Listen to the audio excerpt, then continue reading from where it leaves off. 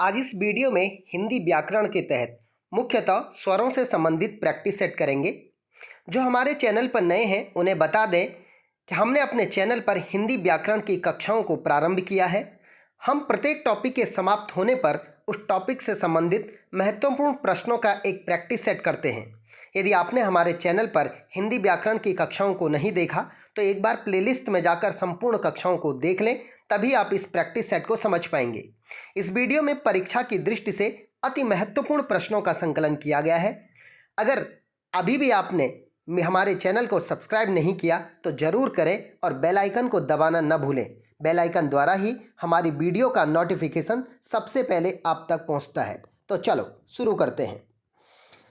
पहला प्रश्न है, हिंदी भाषा का विकास किससे हुआ? ध्यान से सुने जरा। हिंदी भाषा का विकास किससे हुआ? ऑप्शन है पाली भाषा से, प्राकृत भाषा से, सौर सैनी से, या फिर नोटा यानी नन ऑफ दीज या नन ऑफ एबव। इसका सही उत्तर होगा, ध्यान से सुने, सौर सैनी। आपको बता दूं, हिंदी वैसे तो संस्कृत से निकली है, लेकिन विभिन्न भाषाओं से निकलने के बाद, जैसे संस्कृत, पाली, प्राकृत, अपभ्रंश, और उसके बाद जो है वो सौर सैनी का प्रारंभ आया और सौर सैनी से जो है वो हिंदी का विकास हुआ। अगला क्वेश्चन है प्रश्न नंबर 2, संविधान के किस भाग में हिंदी को राजभाषा घोषित किया गया? बहुत ही महत्वपूर्ण है। संविधान के किस भाग में हिंदी को राजभाषा घोषित किया गया? आपको बता दूं, राजभाषा उस भाषा को कहते हैं जिस भाषा में किसी भी देश या राज्य के प्रशासनिक कामकाज होते हैं, उन्हें राजभाषा यानी ऑफिशियल लैंग्वेज कहते हैं। हमारे संविधान में हिंदी को भाग 17 में राजभाषा घोषित किया गया है, यानी इसका सही उत्तर होगा भाग 17। अगला पॉइंट है, हिंदी दिवस, राष्ट्रीय हिंदी दिवस कब मनाया जाता है? ध्यान से सुने, राष्ट्रीय हिंदी दिवस कब मनाया जाता है? ऑप्शन है 16 अगस्त, 17 जुलाई, 14 सितंबर या 14 अक्टूबर। और इसका सही उत्तर है 14 सितंबर को। आपको बता दूं, 14 सितंबर 1949 को संविधान सभा द्वारा हिंदी को राजभाषा घोषित किया गया था। इस वजह से 14 सितंबर को हर साल हिंदी दिवस मनाया जाता है। अगला क्वेश्चन है, भाषा या व्याकरण की सबसे छोटी इकाई कौन है? इसके ऑप्शन है वर्ण, शब्द, वाक्य या महाकाव्य। और इसका सही उत्तर होता, इसका है वर्ण। आपको बता दूं, वर्णों से ही शब्द बनते हैं, शब्दों से ही वाक्य बनते हैं। इस वजह से व्याकरण की सबसे छोटी इकाई वर्ण है। लेकिन इसमें थोड़ा सा प्रश्न थोड़ा चेंज हो जाता है। देखें क्या प्रश्न है। 5वां कह रहा है, भाषा या व्याकरण की सबसे छोटी मौखिक इकाई। देखें, अगर प्रश्न होता कि भाषा और व्याकरण की सबसे छोटी इकाई, आप इसे लिखित भी कह सकते थे, तो ऑप्शन होता वर्ण, जो कि हमने प्रश्न नंबर 4 में किया है। मगर ये कह रहा भाषा या व्याकरण की सबसे छोटी मौखिक इकाई कौन है? तो इसका सही उत्तर होता ध्वनि। देखें, जब हम किसी भी भाषा को सिर्फ मौखिक बोलते हैं तो उसे वर्ण कहते हैं। जैसे हम अ, आ, ई, मैं सिर्फ इसे बोल रहा हूं तो इसे वर्ण कहेंगे, और जब मैं इसे लिख दूंगा तो इसे ध्वनि कहेंगे। तो अगर प्रश्न आया कि व्याकरण की सबसे छोटी लिखित इकाई, तो आप वर्ण आंसर देंगे। अगर प्रश्न आया कि भाषा या व्याकरण की सबसे छोटी मौखिक इकाई, तो आप ध्वनि लिखेंगे। मगर अगर कुछ भी नहीं आया, सीधे प्रश्न आया कि व्याकरण की सबसे छोटी इकाई क्या है, तो आपका उत्तर ध्वनि होना चाहिए। ध्यान से सुने। अगला प्रश्न है, स्वतंत्र रूप से बोले जाने वाले वर्ण क्या कहलाते हैं? देखो, मैं मुख्य रूप से स्वरों से संबंधित प्रश्न उत्तर करवा रहा हूं, इसलिए जरा ध्यान से सुने। स्वर स्वतंत्र रूप से बोले जाने वाले वर्ण क्या कहलाते हैं? ऑप्शन है शब्द, व्यंजन, स्वर या ध्वनि। और इसका सही उत्तर होता स्वर। देखें, स्वरों को बोलने में किसी और की जरूरत नहीं होती है, ये स्वतंत्र बोले जाते हैं। इस वजह से स्वरों जो है वो स्वतंत्र रूप से बोले जाते हैं, तो इसका सही उत्तर होता स्वर। अगला प्रश्न है, हिंदी में कुल कितने स्वर होते हैं? ध्यान से सुने जरा, हिंदी में कुल कितने स्वर होते हैं? देखें, अगर हम वर्णमाला में देखते हैं तो वैसे नॉर्मली स्वर 13 होते हैं, मगर आपको बता दूं, अंग और अह इसमें नहीं जोड़े जाते हैं, क्योंकि वो अयोगवा है। क्यों? इसके लिए आपको मेरी वीडियो देखनी पड़ेगी। तो प्रश्न नंबर 7 के ऑप्शन है 11, 14, 13 या 10। अगर इसका सही उत्तर होता 13, क्योंकि मैंने कहा इसमें 2 अयोगवाह वर्ण जो अंग और अह है उन्हें नहीं जोड़ा जाएगा। अगला प्रश्न है, निम्न में से कौन सा स्वर ह्रस्व स्वर है? 8वां प्रश्न है, निम्न में से कौन सा स्वर ह्रस्व स्वर है? देखो, हमने अपने चैनल पर वीडियो में स्वरों को वर्गीकृत किया था। उसमें मैंने आपको ह्रस्व स्वर, दीर्घ स्वर, प्लुत स्वरों के बारे में बताया था। ह्रस्व स्वर कौन से हैं, पहले इसका ऑप्शन देते हैं, फिर मैं आपको समझाता हूँ। अ, आ, ई और उ। ऑप्शन दोबारा सुने, अ, आ, ई और उ, और इसका सही उत्तर होता अ। अब मैं आपको बता दें सर, ह्रस्व स्वर कौन से होते हैं। वो स्वर जिनके उच्चारण में कम समय लगता है, यानी आप इसे भी कह सकते हैं एक मात्रा का स्वर, वो उच्चारण का समय लगता है, उन्हें हम ह्रस्व स्वर कहते हैं। जैसे अ कम समय लग रहा है, आ ज़्यादा समय, तो अ ह्रस्व है, और आ वाला जो है वो दीर्घ स्वर है। ध्यान से सुने जरा सा। अगला प्रश्न है 9वां प्रश्न, निम्न में से कौन सा उदासीन स्वर है। ध्यान से सुने जरा। मैंने इनमें जितने भी प्रश्न निकाले हैं वो परीक्षा की दृष्टि से बहुत महत्वपूर्ण है। कंपटीशन बहुत बढ़ गया है, इसलिए आपको हिंदी के तहत वर्णमाला का, हिंदी भाषा का, व्याकरण का बहुत अच्छा ज्ञान होना चाहिए। ध्यान से सुने जरा। निम्न में से कौन सा उदासीन स्वर है। 9वां प्रश्न, ऑप्शन है अ, आ, ई और ई। ध्यान से सुने जरा सा। तो इसका एक ही मात्रा, एक ही स्वर इसका आंसर है, वो है उदासीन स्वर अ। सर इसे अ को उदासीन स्वर क्यों कहते हैं? देखो, जब भी हम कभी बाराखड़ी लिखते हैं या मात्रा लगाते हैं, कहते हैं अ, आ की मात्रा लगाओ, ई की मात्रा लगाओ, उ की मात्रा लगाओ, लेकिन आपने कभी नहीं सुना हुआ अ की मात्रा लगाओ, क्योंकि अ का कोई मात्रा नहीं होता है। अगर आप किसी शब्द के पीछे सिंगल डंडी मारते हो वो आ की मात्रा मानी जाती है, इसलिए सही उत्तर होता अ।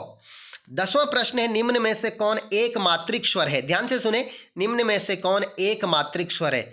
आपको बता दूं, जो ह्रस्व स्वर होते हैं इन्हें ही एक मात्रिक स्वर कहते हैं। जैसे ई है तो एक मात्रा, सिंगल मात्रा, अगर हम बड़ी ई लिखेंगे तो उसे आप फिर डबल मात्रा बोलेंगे। तो कौन है इनमें से एक मात्रिक स्वर? एक मात्रिक स्वर इनमें से है उ। एक मात्रिक स्वर जो ह्रस्व स्वर होते हैं, आप उन्हीं को एक मात्रिक स्वर कहते हैं, इसलिए इसका सही उत्तर होता उ। ध्यान से सुने जरा।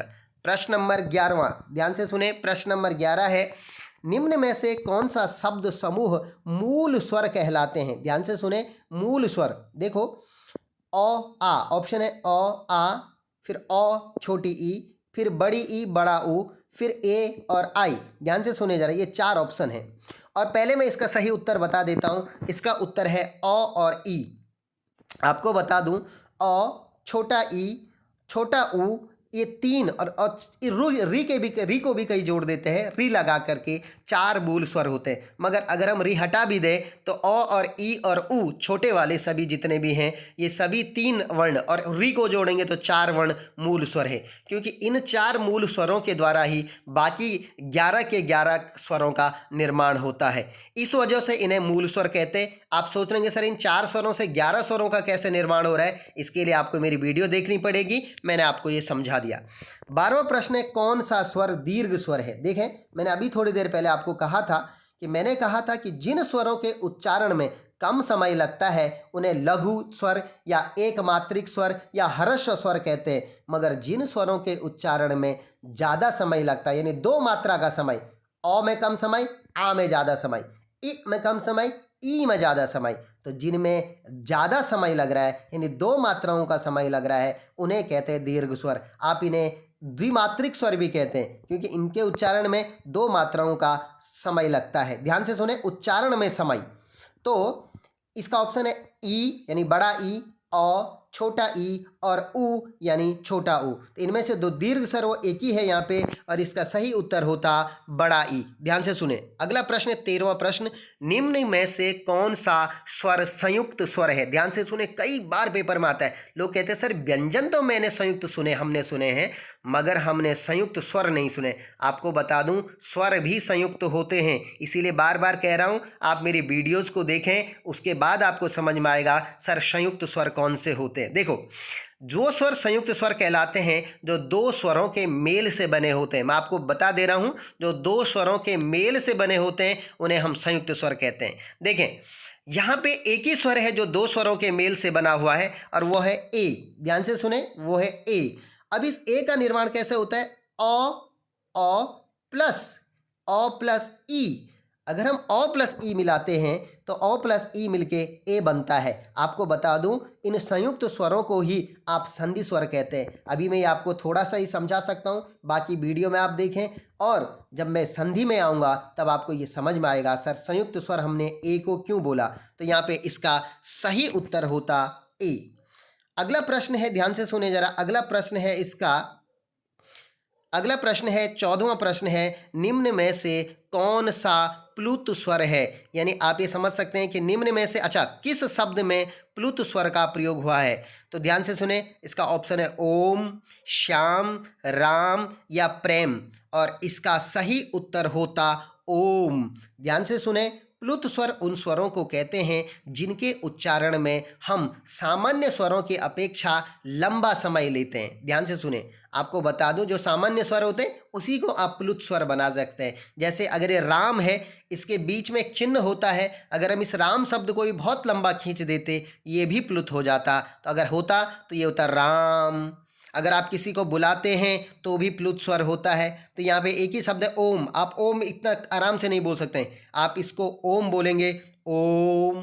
देखो, ओम को बोलते हुए देखिए बीच में मैंने एक 3 अंक लगाया हुआ है। इस 3 का मतलब है कि आपको ओ को 3 मात्राओं के बराबर खींचना है, तभी ये आपको ओम इसे बोलना सही होगा। इस वजह से प्लुत स्वर 14 का सही उत्तर जो होगा 14 क्वेश्चन का, वो होता ओम। ध्यान से सुने, वो होता ओम। अगला प्रश्न है, निम्न में से कौन सा स्वर वृत्तमुखी स्वर का उदाहरण है। ध्यान से सुने, मैंने स्वरों को कई आधारों पर वर्गीकृत किया, उसमें से एक क्वेश्चन था कि वृत्तमुखी स्वर कौन से होते हैं। ध्यान से सुने, मैं आपको बता दूं, इस पर पहले इसका ऑप्शन ले लेते हैं, अ, आ, ए, ओ। देखें जरा, वृत्तमुखी स्वर वो स्वर होते हैं जिनके उच्चारण में आपका मुख यानी आपके ओंठ गोल हो जाते हैं, तो उन्हें कहते हैं वृत्तमुखी स्वर। और जिनके उच्चारण में आपके ओंठ गोल नहीं होते हैं इन्हें कहते हैं अवृत्तमुखी स्वर। ध्यान से सुने, अब इनका उच्चारण करें, अ गोल नहीं हो रहा है, आ गोल नहीं हो रहा है, ए गोल नहीं हो रहा है, मगर ओ आप उच्चारण कीजिए, ओ, तो ओ के उच्चारण में मुख गोल हो रहा है, इसलिए इसका सही उत्तर होता ओ, वृत्तमुखी स्वर है। ध्यान से सुने, प्रश्न है, निम्न में से कौन मध्य स्वर का उदाहरण है। ध्यान से सुने, मध्य स्वर, ये मैंने आप स्वरों को जीभ के प्रयोग के आधार पर मैंने आपको स्वर बताए थे, उसमें से मैंने आपको 3 प्रकार के स्वर बताए, अग्र स्वर, मध्य स्वर और पश्च स्वर। जिन स्वरों के उच्चारण में जीभ का अगला भाग प्रयोग होता है उन्हें अग्र स्वर, जिनके उच्चारण में जीभ का बीच का भाग प्रयोग होता है उन्हें मध्य स्वर, और जिनके उच्चारण में जीभ का लास्ट भाग यानी गले के कंठ वाला भाग प्रयोग होता है उन्हें हम मध्य स्वर कहते हैं। और इसके जो ऑप्शन है आ, ओ, ए और ओ, और इसका सही उत्तर होता ओ, क्योंकि जीभ के उच्चारण में मध्य भाग से जो स्वर बोला जाता है वो अ होता है। ध्यान से सुने, 17वां प्रश्न, जीभ के प्रयोग के आधार पर स्वर कितने प्रकार के होते हैं। अभी मैंने पिछले प्रश्न में इस बात का उल्लेख किया है, जीभ के प्रयोग के आधार पर स्वर कितने प्रकार के होते हैं। ऑप्शन है 3, 4, 5, 6। और आपको बता दूं, जीभ के प्रयोग के आधार पर मैंने अभी बात की है, स्वर 3 प्रकार के होते हैं। नंबर 1 है अग्र स्वर, नंबर 2 है मध्य स्वर, नंबर 3 है पश्च स्वर। ध्यान से सुने, 18वां प्रश्न है, निम्न में से कौन संवृत स्वर का उदाहरण है। ध्यान से सुने, मैंने अपने स्वरों वाली वीडियो में तालु की स्थिति के आधार पर स्वरों को विभाजित किया था, वहां मैंने आपको संवृत और विवृत स्वर बताई थी। तो 18वें प्रश्न का ऑप्शन है अ, आ, ए, ओ, औ, सॉरी औ। तो आपको बता दो, संवृत का मतलब होता है बंद और विवृत का मतलब होता है खुला, यानी जिन स्वरों के उच्चारण में मुख बहुत कम खुलता है, ज़्यादा हिस्सा बंद रहता है, उन्हें कहते हैं संवृत, और जिनके उच्चारण में मुख मैक्सिमम खुला होता है वो होते हैं विवृत। तो आपको इसका सही उत्तर मैं यहाँ पे बता दे रहा हूँ, संवृत स्वर यहाँ पे अ है। ध्यान से सुने, अगला प्रश्न है, निम्न में से कौन अनुनासिक स्वर है। आपको बता दूं, अनुनासिक स्वर वो स्वर होते हैं जिनके उच्चारण में नाक के साथ साथ मुंह से भी हवा बाहर निकलती है, यानी अगर आप नाक पकड़ दोगे तो मुंह से उन शब्दों को ढंग से नहीं बोल पाएंगे। तो जिन स्वरों के उच्चारण में मुख के साथ साथ नाक से भी हवा बाहर निकलती है उन स्वरों को हम अनुनासिक स्वर कहते हैं। और इसका एक ही यहाँ पे उदाहरण है, वो है ई। देखो, उसके बाद अह है, ये विसर्ग है, आउ, ये यहाँ पे जो है वो गोल आकार वाला है, वृत्तमुखी है, और आई ये हो नहीं सकता है। तो केवल ईंधन, जैसे अब ई का प्रयोग यहाँ पे बिंदु ऊपर से लगा हुआ है, तो ईंधन का प्रयोग जहाँ पे हम कहते हैं कि ईंधन है, तो ये ईंधन वाला जो वर्ड होता है ये अनुनासिक है। ध्यान से सुने जरा सा। अगला प्रश्न है कौन सजातीय स्वर है। ध्यान से सुनना, कौन सजातीय स्वर है। सजातीय स्वर में ऑप्शन है आ, ए, ओ और अह। आपको बता दूं, एक जैसी जाति से मिलकर बने हुए शब्दों को हम सजातीय कहते हैं, और अलग अलग जाति के शब्दों से मिलकर बने हुए हम शब्दों को हम विजातीय कहते हैं। आप विजातियों को संयुक्त स्वर भी कह सकते हैं। ध्यान से सुने, तो सजातीय स्वर मैंने कहा एक जैसी जाति से बने हुए शब्दों को, जैसे मैंने कहा आ कैसे बनेगा, तो अ प्लस अ मिलके यहाँ पे आ का निर्माण होगा। ध्यान से सुने जरा सा, एक मिनट दोबारा मैं आपको लिख लेता हूँ। मैं बता रहा हूँ सजातीय कैसे होंगे, अ प्लस अ, ये अ प्लस अ मिलके आ का निर्माण होता है। ध्यान से सुने, अ प्लस अ मिलके आ का निर्माण, एक जैसी जाति के अक्षरों से बने ये आ सजातीय वर्ण है। ध्यान से सुनना, इसका सही उत्तर आ ही होता। ध्यान से सुने, इसका सही उत्तर आ होता। मगर सर विजातीय क्या होते हैं, मैं आपको थोड़ा सा बता देता हूँ। जैसे यहाँ पे ए अक्षर लिखा, ए स्वर लिखा हुआ है, तो ए कैसे बना, अ प्लस ई, दो अलग अलग जाति के स्वर है, अ अलग है, ई अलग है, और इसके द्वारा ए का निर्माण हुआ, इसलिए ये विजातीय स्वर है। तो यहाँ पे जो आ है वही सजातीय है, बाकी और भी हैं ओ भी विजातीय है, मगर यहाँ पे सजातीय आ ही है। इसका सही उत्तर होता आ। आपको आज का ये प्रैक्टिस सेट जो कि परीक्षा की दृष्टि से बहुत ही महत्वपूर्ण है, कैसा लगा हमें कमेंट सेक्शन में बताएं। और इसके बाद मैं अपने चैनल पर जो हूँ वो व्यंजन यानी टाइप ऑफ व्यंजन यानी व्यंजनों को बहुत क्रमबद्ध तरीके से और अच्छे ढंग से पढ़ाने वाला हूँ। और दोबारा आपको ये वीडियो कैसा लगा हमें ज़रूर बताएं, और व्यंजन वाली वीडियो जो हमारी नेक्स्ट आने वाली है उसे बिल्कुल भी देखना ना भूलें। धन्यवाद।